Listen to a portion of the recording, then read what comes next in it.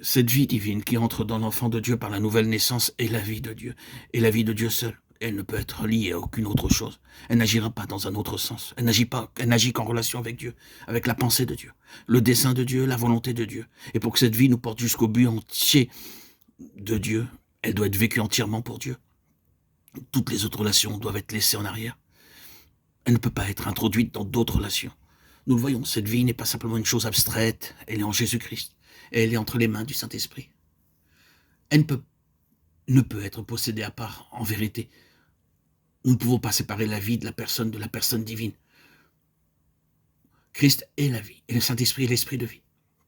Ainsi, lorsque nous nous occupons de la vie, nous nous occupons du Saint-Esprit, et nous nous occupons de Jésus-Christ. Et cela signifie que cette vie, qui est l'essence même de Dieu, a ses propres caractéristiques, ses propres formes, ses propres significations, ses propres mesures, ses propres objets. Elle a sa propre mentalité, ses propres raisons, ses propres voies. Elle a une voix à elle, une signification à elle, et une pensée à elle. Il n'y en a point de semblable à elle. Elle suit son propre cours.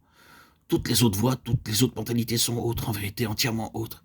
Et il n'y a aucune correspondance entre l'une et les autres. Lorsque Dieu dit « Mes pensées ne sont pas vos pensées, vos voix ne sont pas mes voix », Ésaïe 55, 9. La différence qui existe entre vos voix et vos pensées et les miennes est aussi grande que l'espace qui sépare le ciel de la terre. Ce n'est qu'une autre manière de dire « Oh, ma vie est absolument différente de la vôtre dans sa mentalité, son jugement, son raisonnement, ses caractéristiques, sa nature. Différente en tout, elle est entièrement autre. » Quel est donc l'effet de tout cela? Cela signifie que cette vie ne saurait coexister ni avoir communion avec quelque chose de notre propre nature.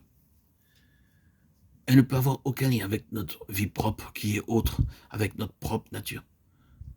La vie naturelle ne peut être une amie de la vie divine, et la vie divine ne peut être une amie de la vie naturelle. Elles sont dans deux mondes différents. La vie naturelle, la vie d'âme dans l'homme, a en elle des éléments de Satan, et la vie divine a en elle des éléments de Dieu. Ce sont deux royaumes entièrement différents. Or, c'est un principe établi, cette vie divine demande sa propre direction et ses propres relations. Cette vie divine demande ce qui est entièrement de Dieu. Et je vois, dans ton pays, ta famille, la maison de ton père, ces choses qui suggèrent les relations, les influences naturelles, et Dieu ne peut les permettre à côté de sa vie en nous. Paul a dit, lorsque Dieu trouva bon de révéler son Fils en moi, j'obéis aussitôt sans consulter ni la chair, ni le sang. Galates 1,16.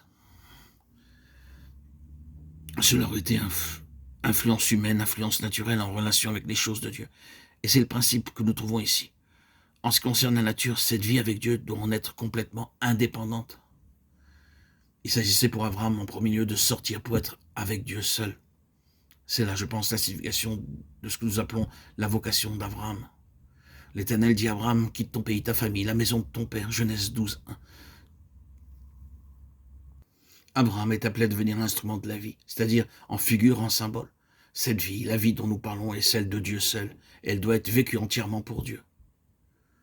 Elle ne se laisse pas saisir pour être employée dans une autre relation. Elle se refuse à cela. La vie de Dieu refuse toute relation autre que Dieu lui-même.